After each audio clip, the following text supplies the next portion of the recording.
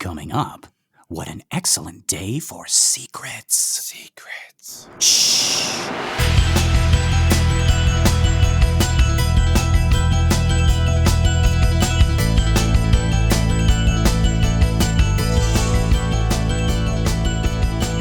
Well, howdy, folks, and welcome to Minute 96 of The Exorcist Minute, a show where we endeavor to examine, extrapolate, and excavate The Exorcist, minute by terrifying minute. My name is Lester Ryan Clark. And I'm Kynan Diaz. And we'll be your holy guides on this journey through what some have called the scariest movie of all time.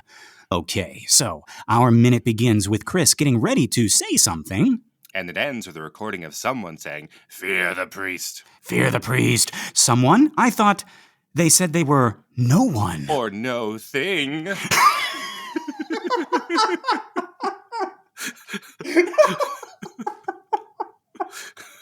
didn't even see you had written that in the notes.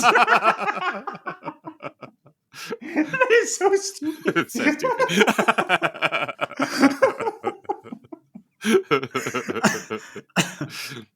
I'm sorry, folks. We're bringing you along for this game that Kynan and I have, where we're trying to surprise each other with these really dumb jokes. So stupid.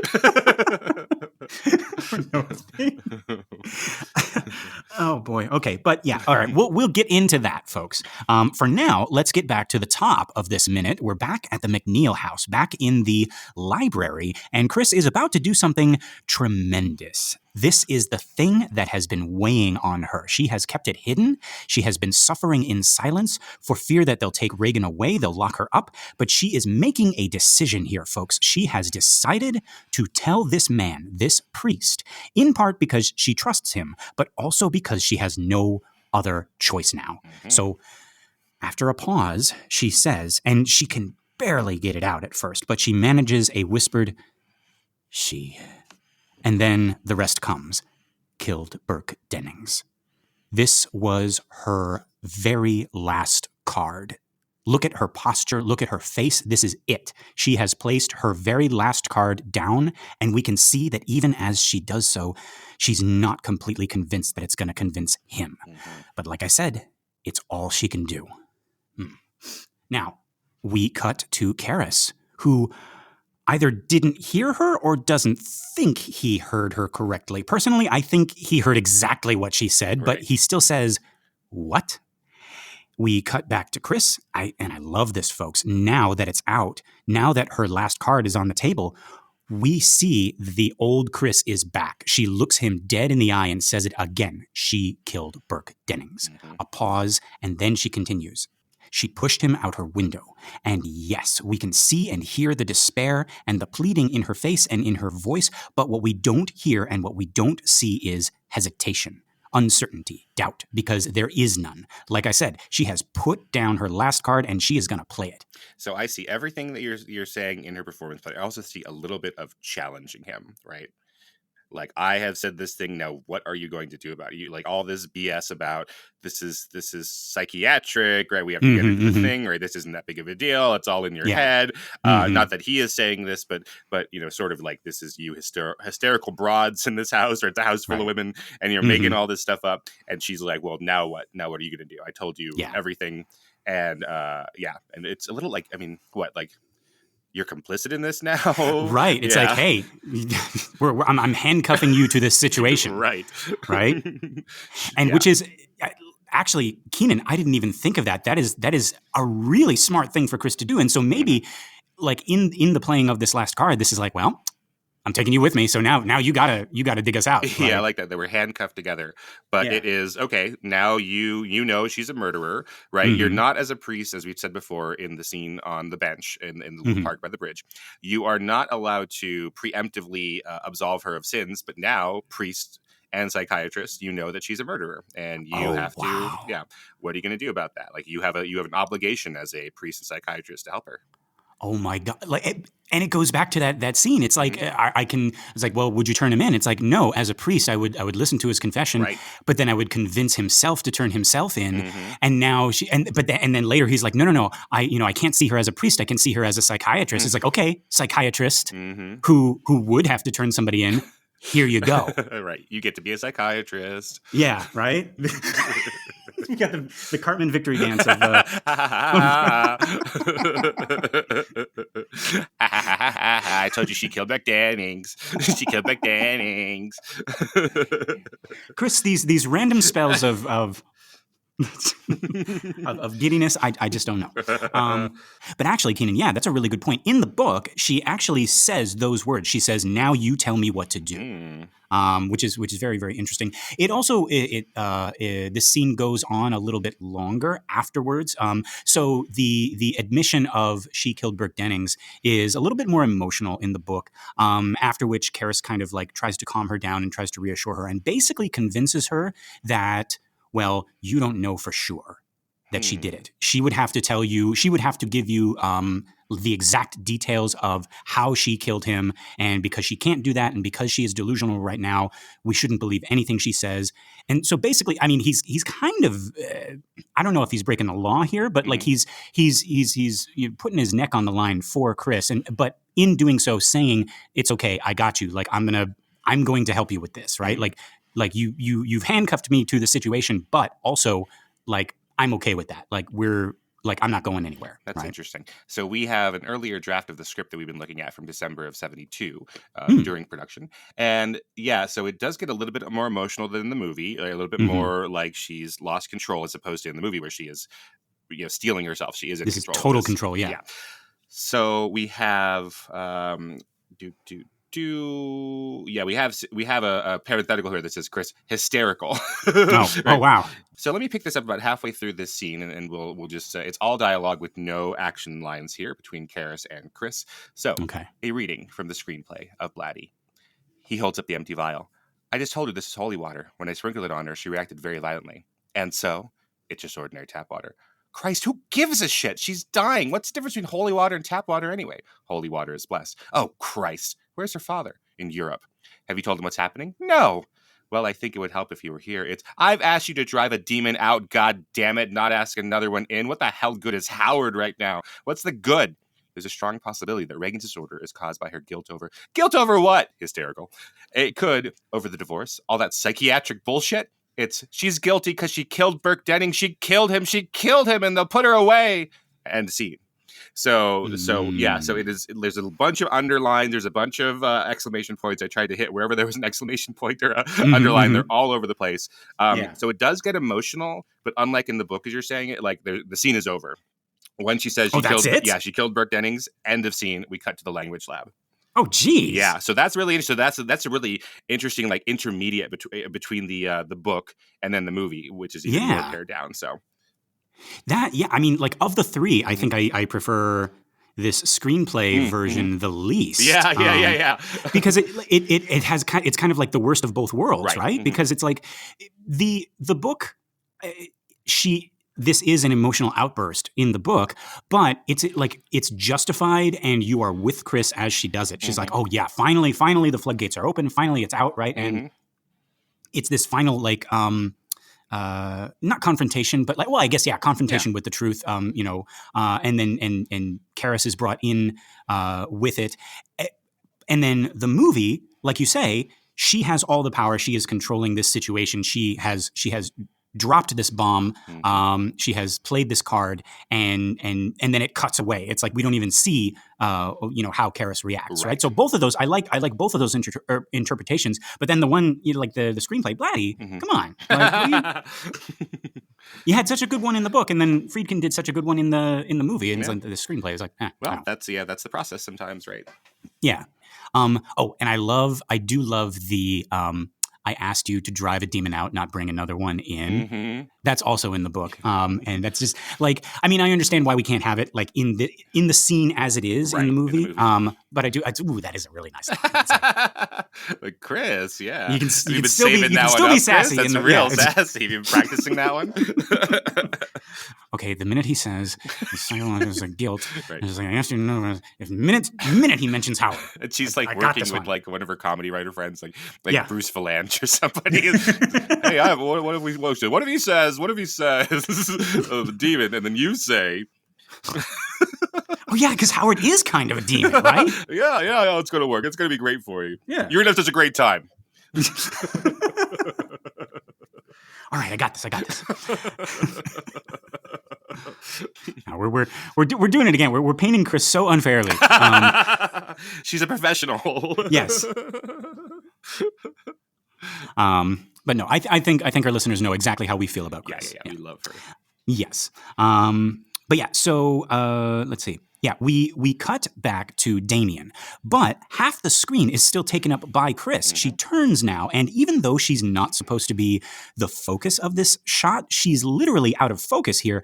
I couldn't help but look at her first. Maybe because like she turns her head, like so we have like movement, and we see, even with her image all blurry, we see the resolution of the thing she just did play out on her face. Like, there, it's finally out. Now whatever happens, happens. And of course, that is coupled by Dimmy's face, right? Like, Kynan, what do we got going on in Dimmy's face right here? Like, does he believe her, firstly? That is a really great question. It's quite a thing to consider what she is saying. Yeah. That's why I love these Jason Miller moments where he is freezing us out, right? He's freezing Chris out with his little mask, and he's freezing us out. So I don't know. I think it's a great question. Lester, I don't have an answer. Does he believe her? I don't know. Yeah. Okay, folks, we have laid that question out on the table. So, you know, you guys write in or comment on our in our listener group, right? Like, what's going on in Dimmy's mind right now in this shot, right? Because we're going to see in the next shot that he has decided to like not run away from this situation. Right. So he must be he must have decided to help her. But yeah. Yes, but does he believe her?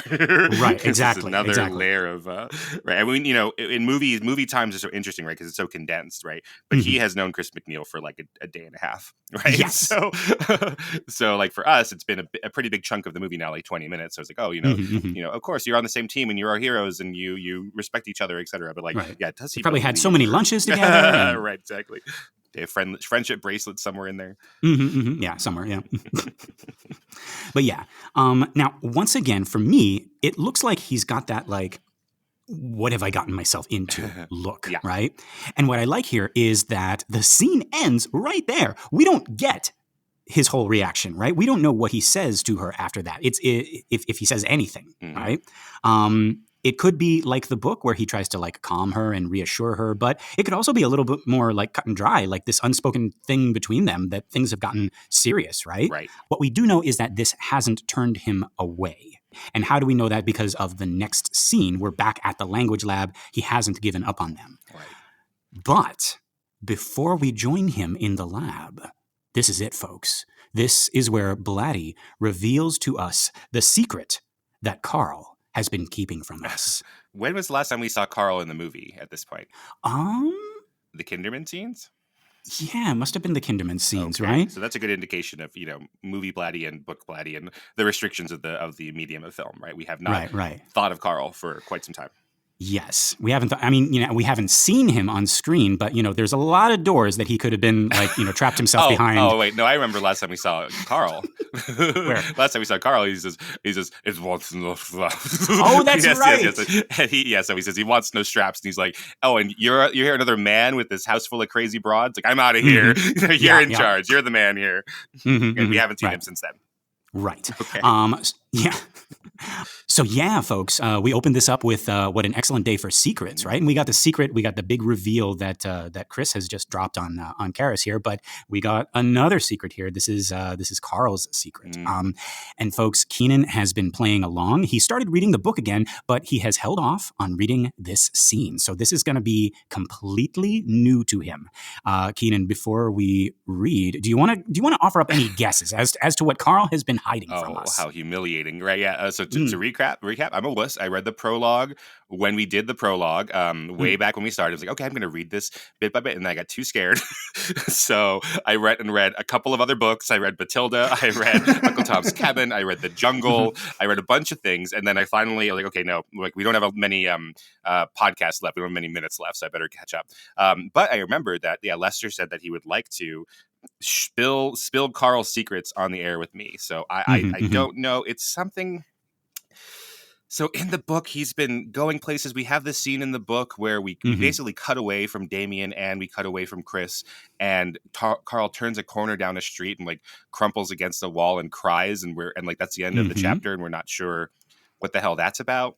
Yep. So, and then Kinderman has accused him of cheating on Willie. So it's not that, right? If Kinderman has said you're cheating on your wife, it can't be that. Right. There's no such thing as ghosts. And then this is a movie about ghosts, right? Yeah. So I thought about, like, does he have like a secret daughter or something? But like, but how would he's not from DC. So that doesn't make any goddamn sense. Like, I'm thinking about, he has this relationship with Reagan, so maybe he has a daughter or a child that he can't take care of, but I don't know.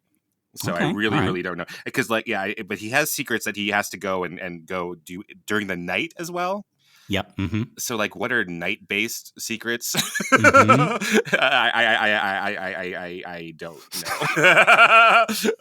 Like, he has been sneaking off to get cheesesteaks late at night.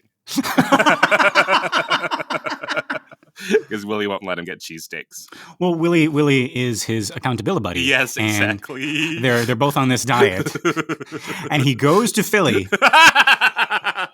Yeah, exactly. That's why he couldn't have seen the movie that Kinderman is accusing him of. Like, that there was the projectionist log said that the movie broke down. Right. And Karl is in Philadelphia. Yeah. All right. So I have no idea. So I'm looking forward to it. Okay. All right. Folks, here we go.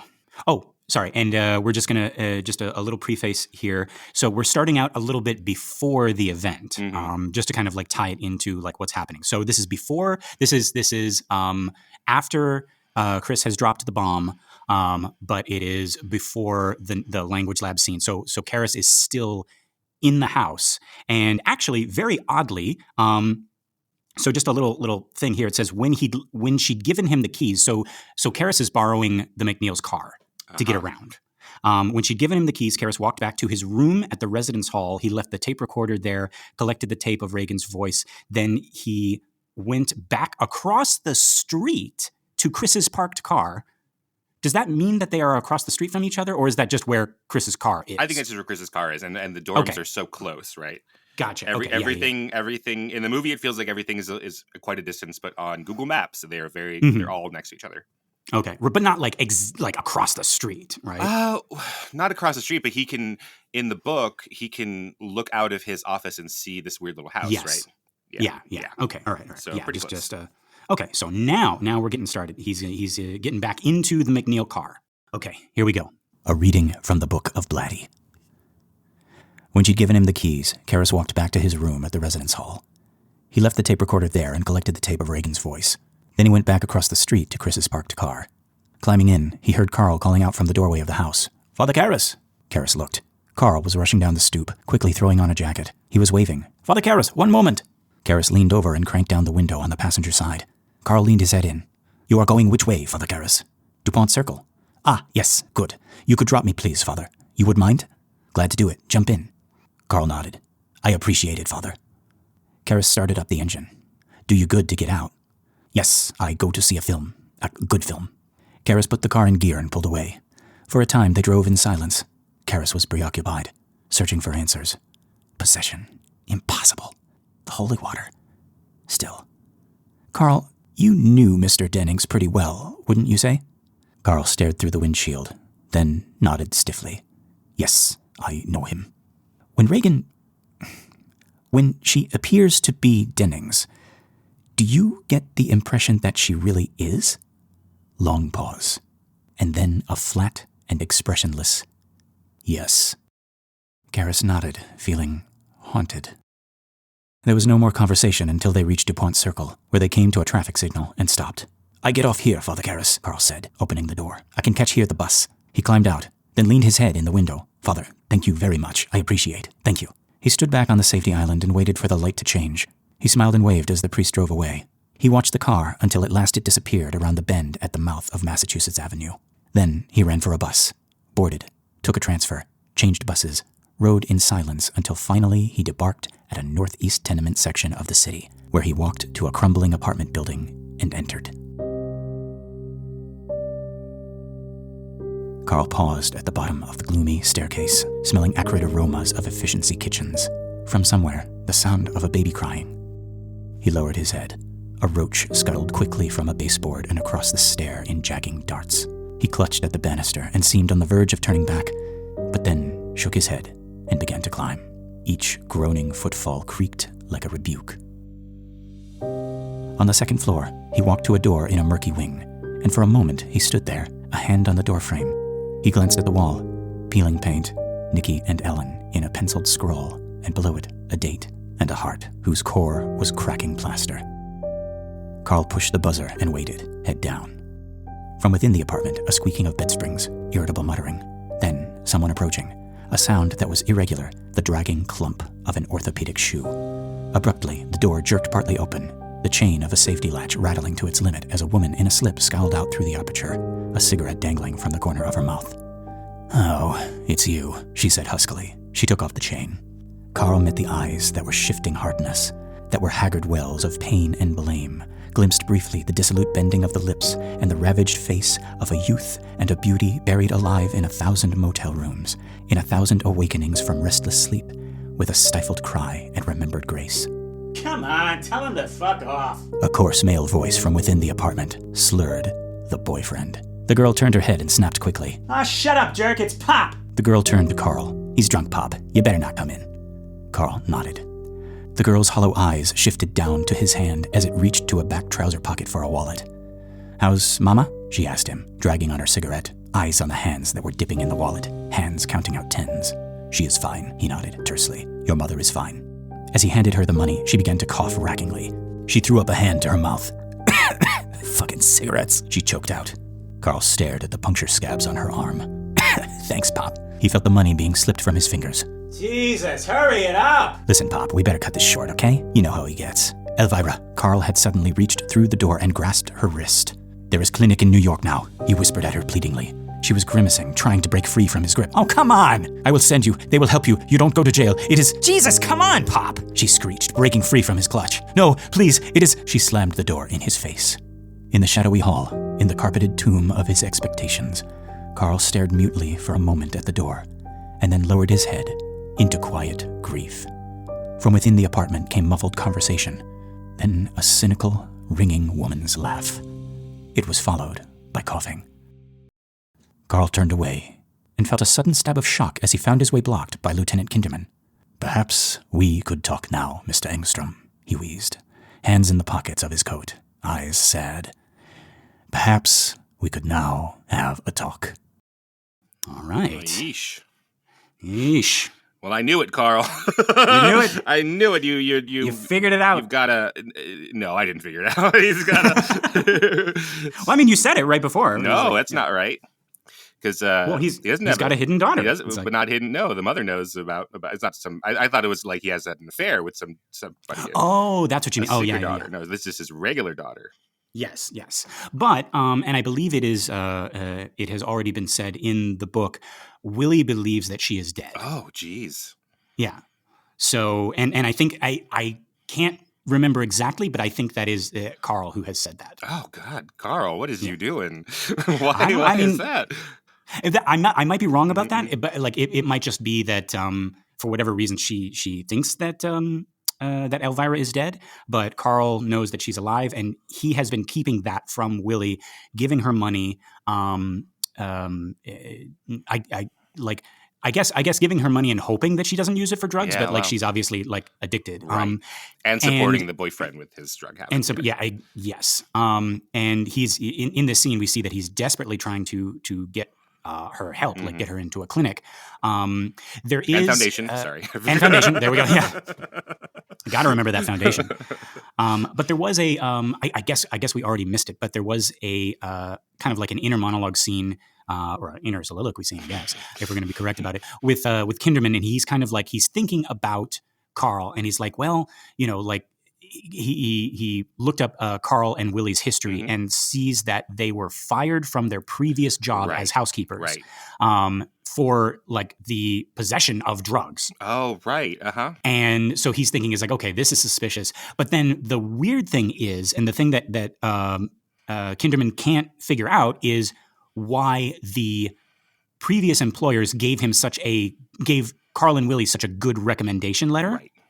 Like they said, and immediately Chris McNeil picked both of them right up. Mm-hmm. So he's like, if he really did steal and use drugs, then they wouldn't have done that. Right. So what is the deal? And now we find out what the deal is. Jeez, yeah, that's quite a secret. What do you think? What do you think this endears us to Karl? Do you think this is much more?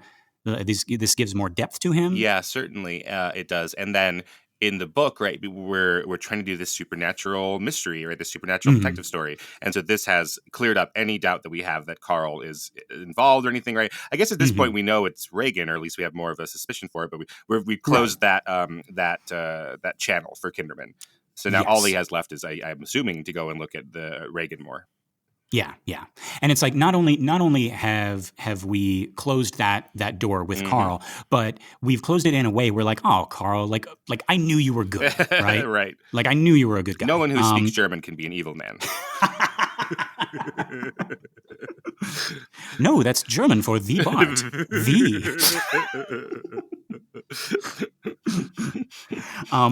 But now, I mean, folks, if you go and if you are still reading the book along with us, or if you remember, there are a lot of scenes where Karl is being especially tender to Reagan and her situation, and like there's that scene with him, wrapping up ice cubes in a little cloth and putting it on her forehead, right, without being asked to, without being told to, and without being just like, I'm going to go and do this thing for Reagan, like right, yeah. Chris like catches him like almost like he's been keeping that a secret that he yeah. Yeah, so now we understand, because he has a daughter of his own, and the way he looks at Reagan now, it's like, this is, geez, another girl that he probably considers himself responsible for. It's like if this doesn't get fixed, that is also my fault, right? And I've been laughing about the straps thing, but I don't know how involved he's been with Elvira and trying to get her clean, but sometimes you have to like restrain people who are going through withdrawal. Yes. So maybe he's done something like that before, because that's something that is not in the movie that we're really thinking about it, but afterwards when we're trying to dissect the movie, minute by minute incorrectly, it's like, well, why does Karl know all this? Like, how does he know how to deal with Reagan so well? Like Sharon, we have explanations in the book about, well, the doctor said to do this, and we have this training, etc. But Karl seems to know how to restrain a stronger than average little girl. So where did he get all that? Well, I guess from experience. Right. And just the idea of like, this is yet another person who he has to physically fight for their own good, right? Like this is somebody he loves that he has to like they're, because they're not compliant with him. They're, like Reagan doesn't want to be tied, or well, Captain Howdy doesn't want to be tied up. Elvira doesn't want to be helped, and he has to do what he believes is, and it's a question of faith again. Like I'm sure as he's doing this, like it's like, am I really doing the right thing? Right? Because it's when you're helping someone with withdrawal of any drug, right? If you are hurting, like you're hurting them, they are in pain. They're in pain. Yeah. That's the only way to get out of that is to see them going through pain. Oh God, Karl. Yeesh. But yeah, well, that's very interesting. Thank you for letting me play that game and telling me when to stop reading the book so I could find out with you and all the listeners. Yeah. And folks, like if you didn't know about this scene, I hope this was as eye opening, mind opening, heart opening for you as well. Depressing.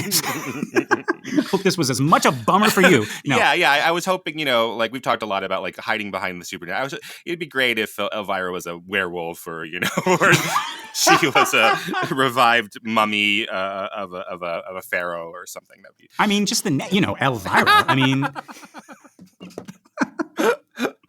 No, she is very sick. Bummer, Lester, bummer. Yeah, bummer. But I mean, again, in this like, because it's not in the movie, we don't really get to explore it that much, but it does tie in with Blatty's other themes. This is like this is a father's love. We got a father. Right? Like this is mothers and fathers, folks, right? And that's the one kind of like thing I'm a little bit like, because like Karl's role as a father is kind of like is excised from our movie here. But yeah, that's why I wanted to share it. Great. Yeah. Okay, so now we're back to the movie, and we know that Karras has also, just like Karl has not given up on his daughter, Karras has not given up on this family, and we know that because he is now in the language lab. That is the next scene. But what is his objective right now? Like, I still get the impression that he's skeptical, and I think you hinted at that as well, Kynan. What do you think? The way that it looks like in this movie, it feels like he's at this language lab with the language lab director, and he is just sort of chasing down this lead that he knows isn't going to work, right? Like, here you go, you listen. I've listened to this, but now I better do my due diligence and cross this off the list that this is not a language, right? Because he's supposed to be trying to find a language that Reagan wouldn't know how to speak. In order to prove to the church bureaucracy that she should get an exorcist. So right. So he's just sitting there. He's pretty slumped over. He's looking over at this guy. He isn't doing some of the things you might expect of like I hear a little bit of cadence or a little bit of pattern and like signaling to this guy. That's it. He just does any of that. He doesn't think there's anything on the stage at all. It's just gibberish. Now, you say that, and I agree with you partially, but just the shot that we get of his face here, like as we cut from the establishing shot of the language, and we'll get there. I have notes about that, but yeah, actually before that, so in the book there are actually 3 visits to the language lab. One when he listens to the tape of normal Reagan, right? It's like the thing that he's trying that Reagan and Chris are sending to Howard, right? That they never finish. And then 2 for the backwards tape. Because the first time he comes in with the backwards tape, the language lab director is there with him and can't figure it out. Oh, okay. And the language lab director in the script is named Frank. So just to keep track of what Blatty thinks of these supporting dude characters, we got Frank, Louie, Tommy, who is also Mike, I believe, and Chuck. We got Frank, Louie, Tommy, Mike, Chuck. That'll be our next warm-up. Frank, Louie, Tommy, Mike, Chuck. Frank, Louie, Tommy, who is also Mike, Chuck. Yeah, who is also Mike, formerly known as Mike. Yeah, the driver formerly known as Mike. Yeah, but yeah, like and then let's see, and yeah, I believe it is Frank in the book as well. Good, this language lab director. Now, so he actually leaves the tape with the language lab director, who then calls him later. But in between that, Karras is kind of like doing his own investigating. Now, I have another reading, but I want to save it for the end. For right now, let's just get into this scene. So we're back at the language lab, except now we're in that little like corner office right under the TASUKETEI sign, right? Which we now know means help or help me in Japanese. TASUKETEI senpai. Yeah, right. That's one of those. They're like if you are a member of the anime circles, right? There's kawaii, there's baka, and there's tasuketei, and those are the things that everybody says.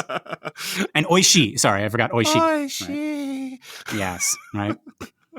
If you're a member of the anime, what did you say? That sounded so fancy. I was trying. It was like, well, no, you know how people say they run in different circles, right? Yeah. So if you're if you're an anime circles, right? Yes, no, right. If you are a nerd, if you are like us, a weeb, yes, like us. Yeah.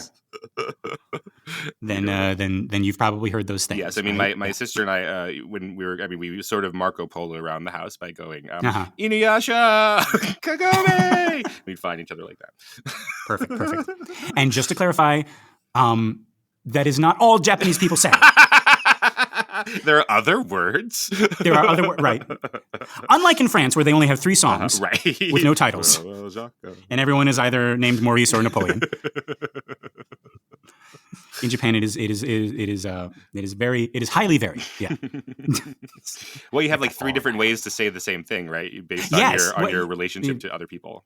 3 different alphabets, all of that stuff. Yeah. Oh yeah, 3 different alphabets, and then like 3 different formality levels. Maybe there's more. Oh no, I think there's more. Yeah, geez, all right. Yeah, when you're speaking to the prince, you have to speak in this. You have to change the language you use. When you speak to God, the face of God, you have to change the language you're using. Yeah. Right. When you speak to your father, your mother, when you speak to your friends. Jeez, so this is why I never learned Japanese fully. Yeah, I mean, and this is what I tell my students. I say, just be thankful, because hey, we're talking about how complicated and difficult Japanese is.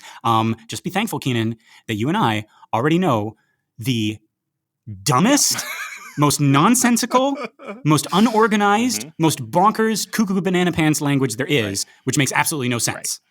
Right. Yeah.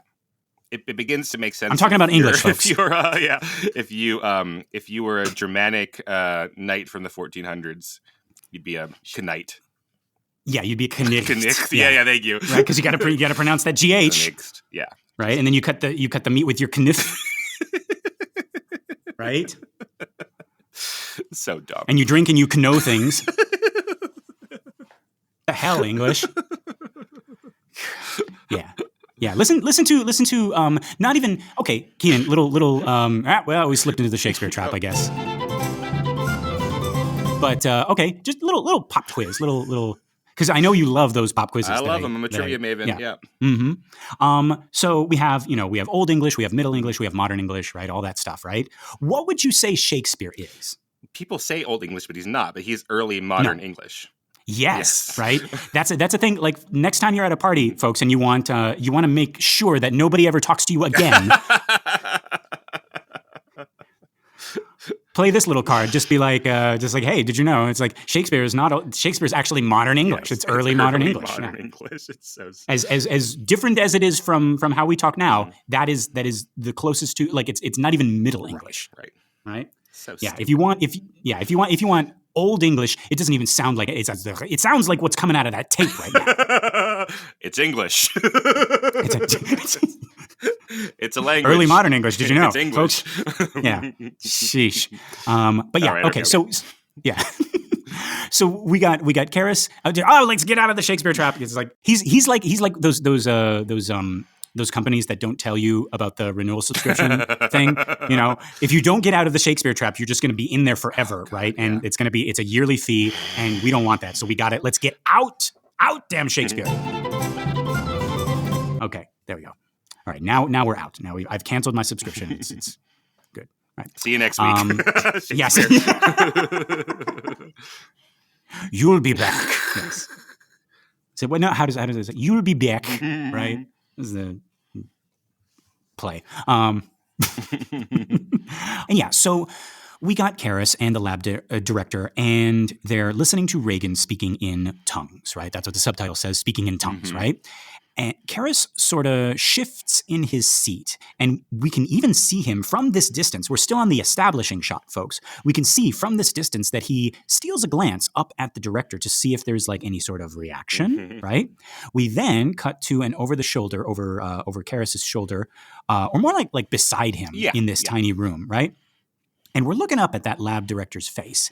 And to me, it almost seems as if he's already figured it out, at least in this version. Kynan, what do you think? Yeah, definitely. But he's not giving any indication, right?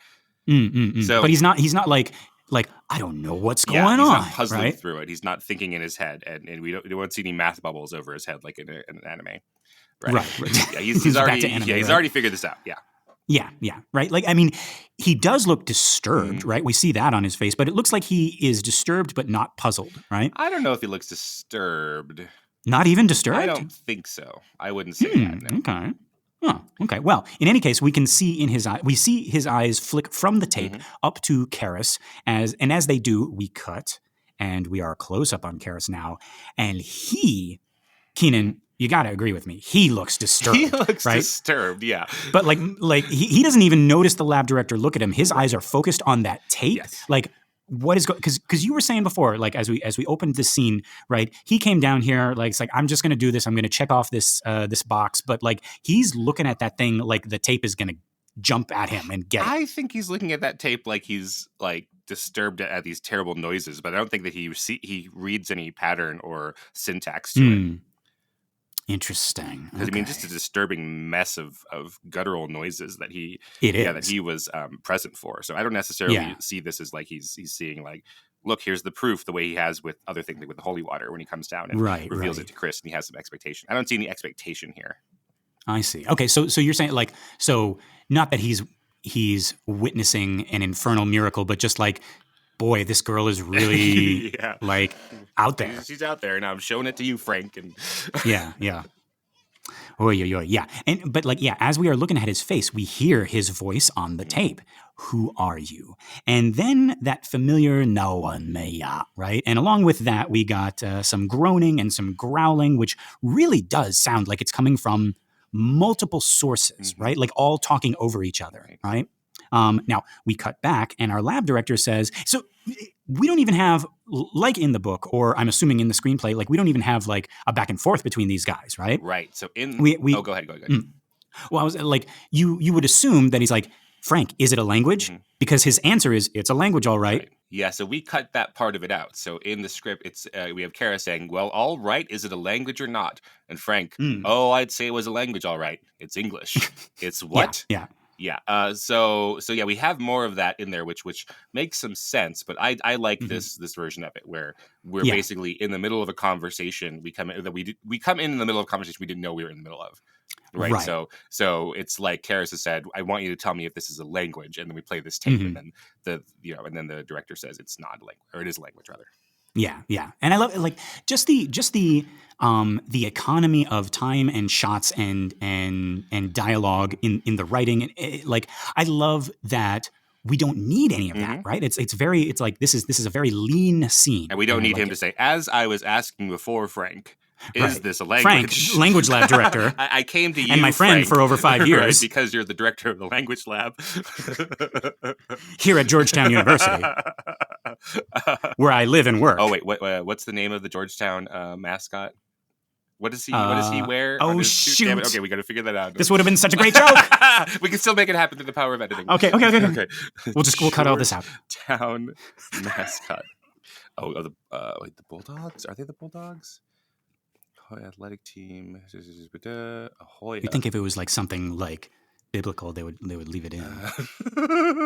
They would change it. Hoya. What's a Hoya? The Fighting Sows. Georgetown Hoya. What the hell is that? Are you going to make me Google image Hoya? Yeah, you have to. Georgia's town's nickname is the Hoyas. It's a flower. Oh, okay. Oh, okay. Well, that's great. Okay. We'll go back there again. So, as the director of the language lab, Frank, at Georgetown University, where we are, go Hoyas.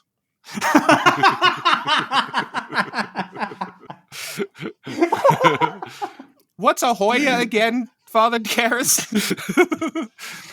And then Father Dyer just was like, nothing. What's a Hoya with you? Hey.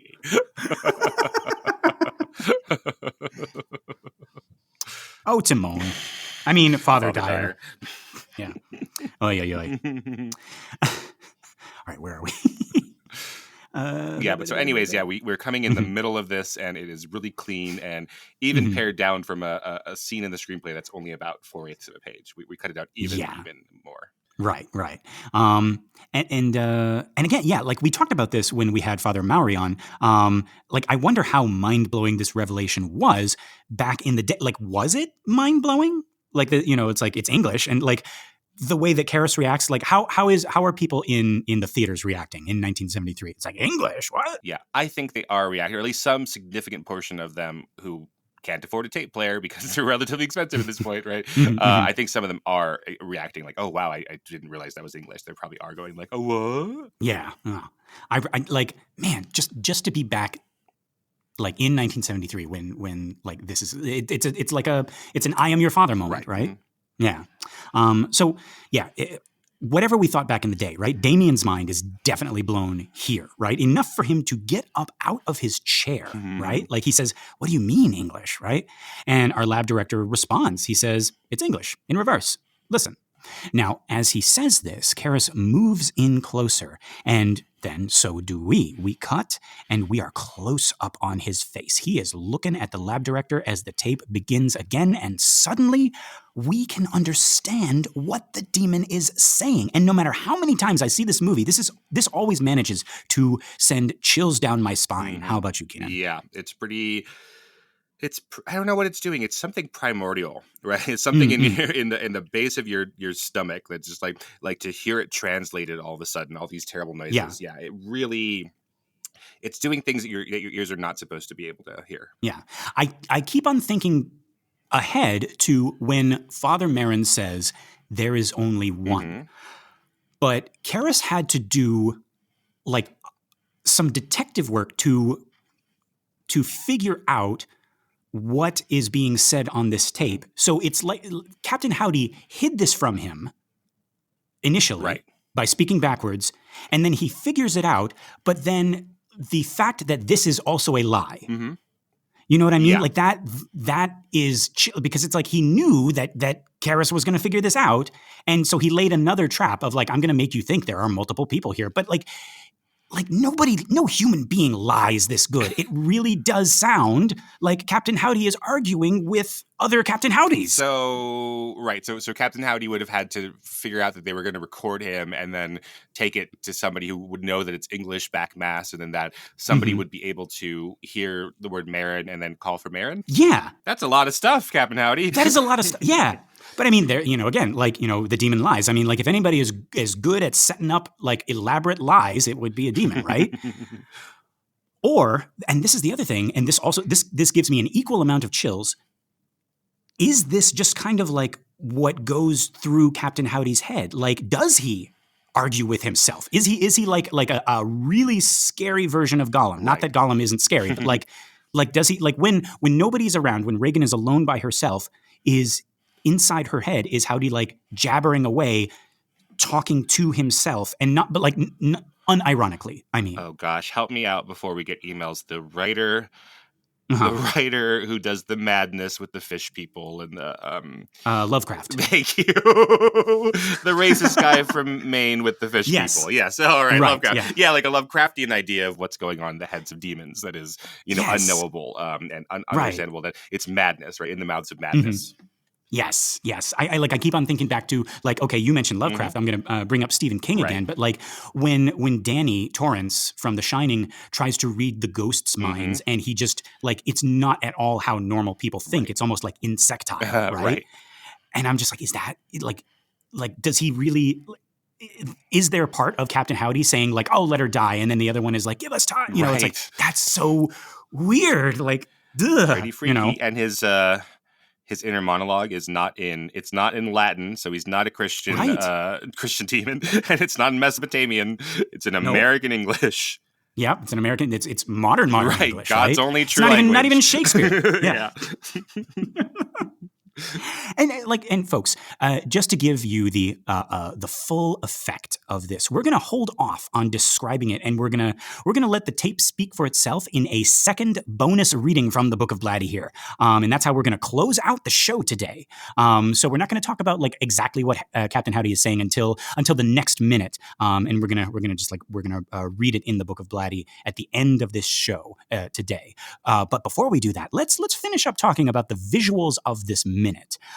So our director presses play, and the voices now become clear. Karis looks down, and we see re-spooling in reverse. Again, I always love seeing the tech in these old movies, right? Like, and that's actually okay. So that's an unspoken rule in science fiction fantasy movies, isn't it? Like, I heard someone say you should never show too much of the tech because it dates the movie. Yeah. And I don't know if that's really such a problem. Like, Alien has a lot of clunky 70s tech, and I still love it, right? Yeah. Like, I love it because of that, Well, some things in Alien have aged, like the computer system, right? But when we actually see what the screen is like I don't think that they could have really predicted what we'd be doing with little computers in our phone. But the other stuff in Alien is old. Right. So even though it's a spaceship, I mean, they call it the hull, and they have grating, right? They walk on grates like a catwalk, right? Yeah. So I got to interview actually Roger Christian, who was the set decorator for Star Wars. So he's the one who built the first light sword. The first lightsaber. Yeah. Are you trying not to get sued, or is like? No, I was looking at my hands and holding an imaginary one in my hands, and I could try to think of it. No, I'm not trying to get not get sued. I'm just old. Just can't remember what these things are called. But then he was the art director on Alien.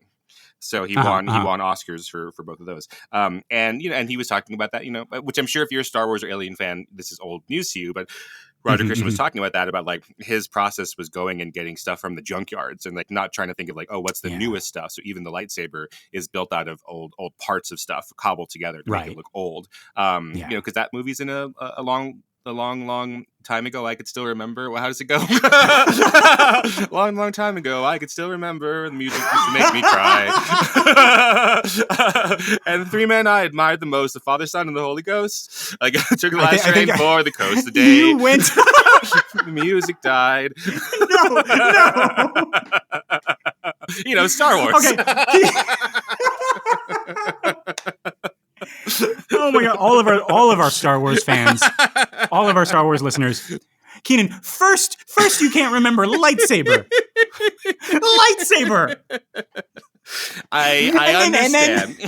And then it is a long time ago in a galaxy far, far away, which you started to say, and then you went into Weird Al Yankovic's parody song. Oh, right. Yeah. So Weird Al. But then you went into the real song. Yeah, you're right. Which is American Pie. Yeah, that's if Reagan or if Danny Torrance were reading my mind, you would get all that.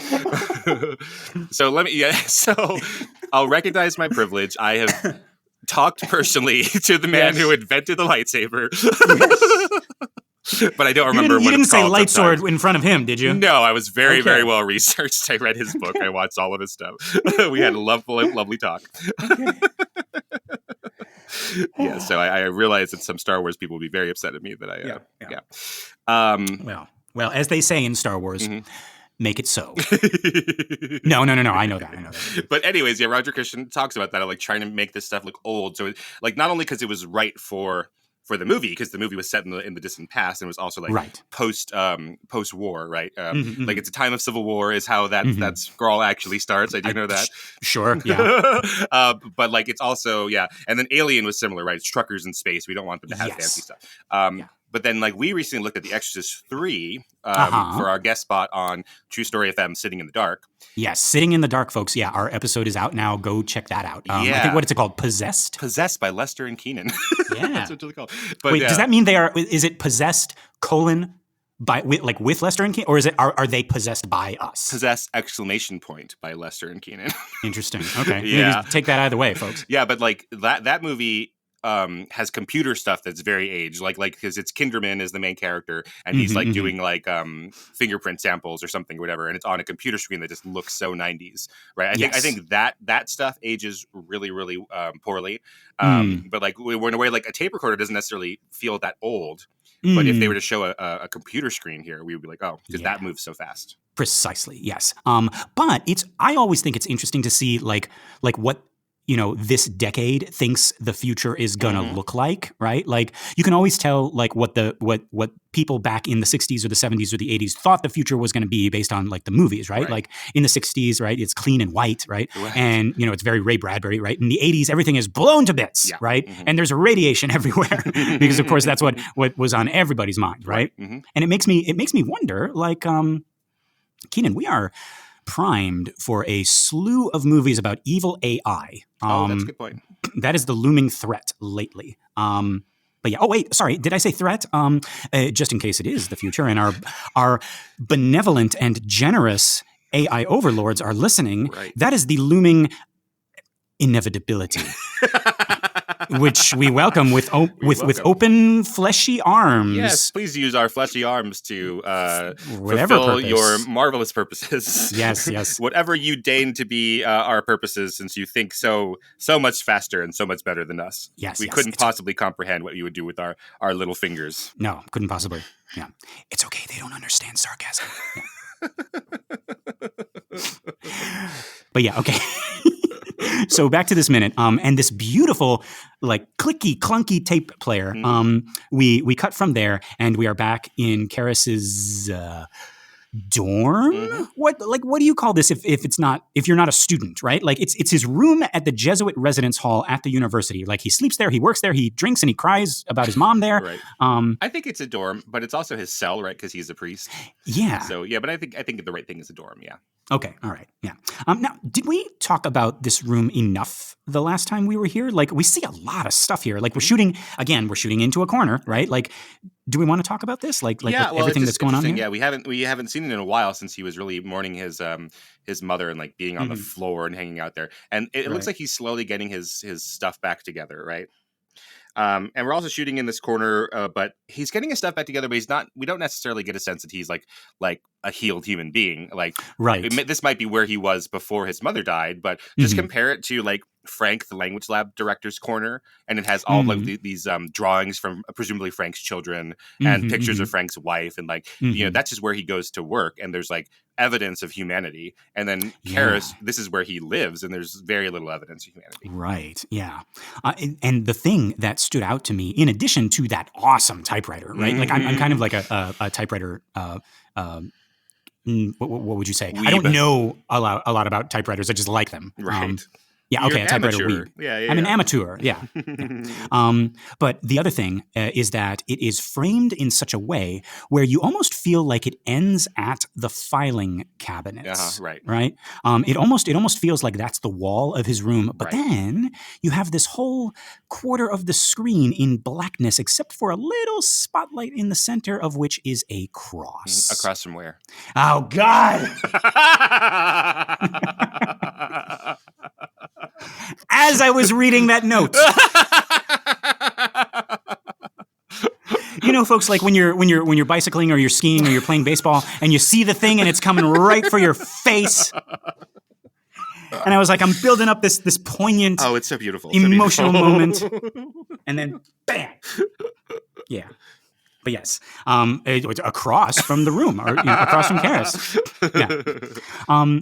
And I love how from where he is, he can't see it. Right. Right. It's blocked by those filing cabinets, like by files, by physical, tangible evidence, right? Documentation, medical records, reports, logic, the controlled, organized, logical side of his personality, the doctor side, is blocking his ability to see that cross. Right.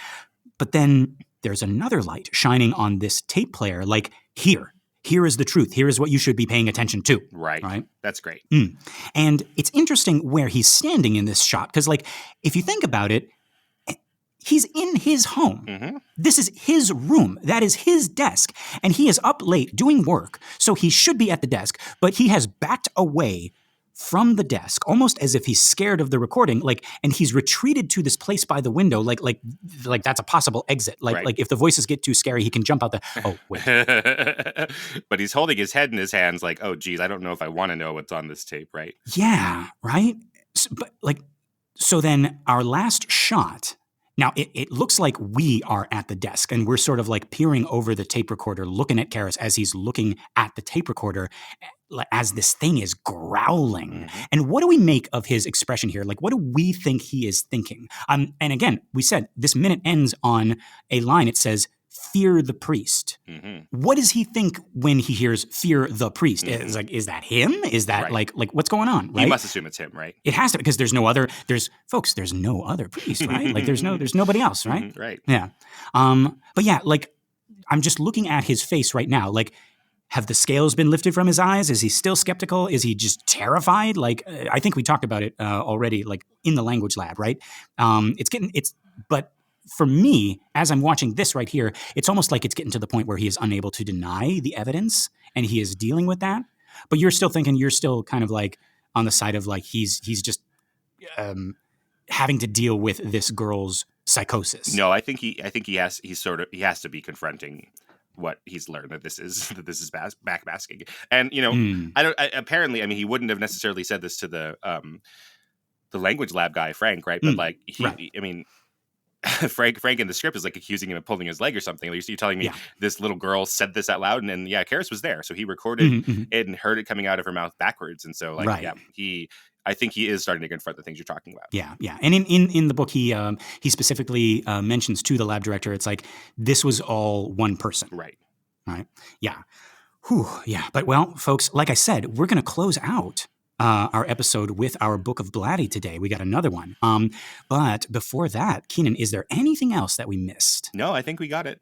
Okay. Folks, this has been another excellent Exorcist Minute. I've been Lester Ryan Clark. You can catch me on all the socials as Lester Ryan Clark. And I've been Kynan Diaz, and you can find me on Instagram and Letterboxd as Howdy Kynan. Yeah, we got our listener group, Compelling Conversations. Go check that out and request to join, and we'll let you in here with us. Thank you so much to everyone who has shared the show by word of mouth or on social media, and a big thank you to everyone who has given us a 5-star rating on iTunes or Spotify or wherever you listen to our show. We really appreciate it. That's going to help our little podcast grow and find more cool people like you. All right. Kynan, are you thinking what I'm thinking? I think I am, Lester. Folks, until next time, the power of lightsabers compels you. Lightsabers.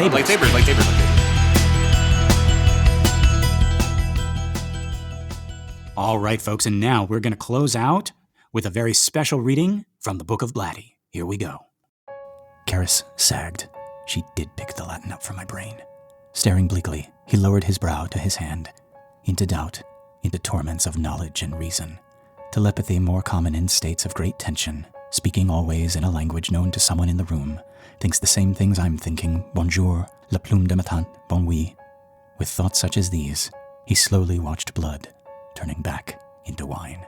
What to do? Get some sleep. Then come back and try again. Try again. Try again. He stood up and looked blearily at Sharon. She was leaning with her back against the sink, arms folded, watching him thoughtfully.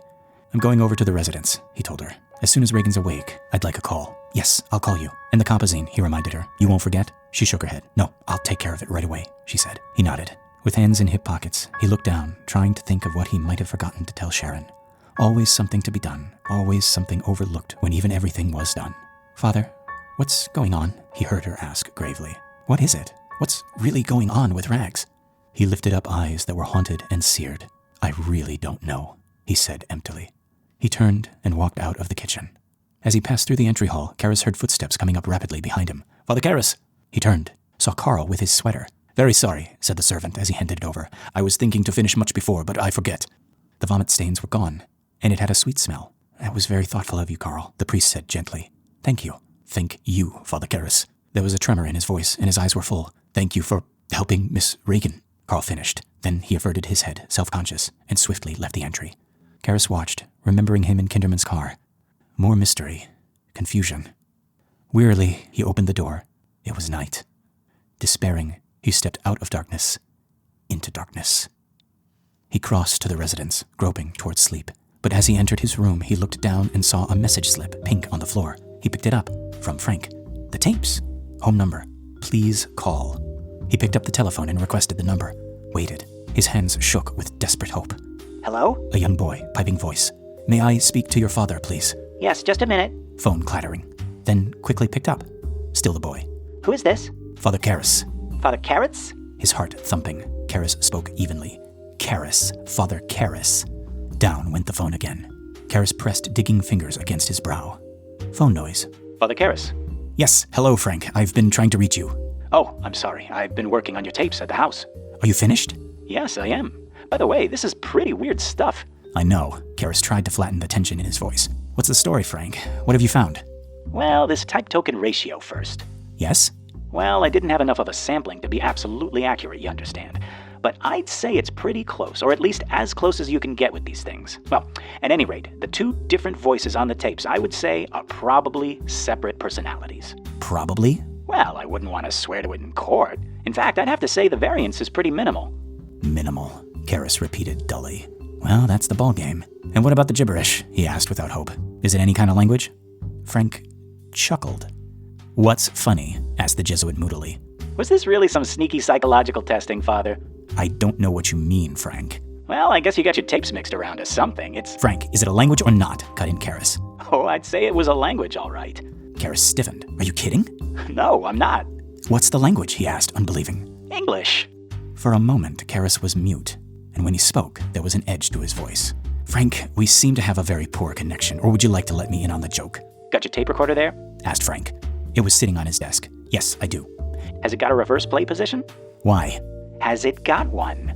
Just a second. Irritable, Karras set down the phone and took the top off the tape recorder to check it. Yes, it's got one. Frank, what's this all about? Put your tape on the machine and play it backward. What? You got gremlins. Frank laughed. Look, play it and I'll talk to you tomorrow. Good night, Father. Night, Frank. Have fun. Karras hung up.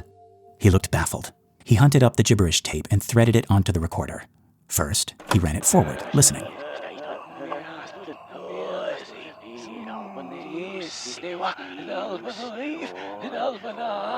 Shook his head. No mistake. It was gibberish. He let it run through to the end and then played it in reverse. He heard his voice speaking backward, then Reagan, or someone, in English. Feel the blood, how it sings. No, sweet. It is sweet in the body, better than the void. I fear the priest. I am no one. Not this one. The one who let her die. She will die. She will die. Danger. I have no name. I am no one. Let us be from the body into let us warm in the body. Do not.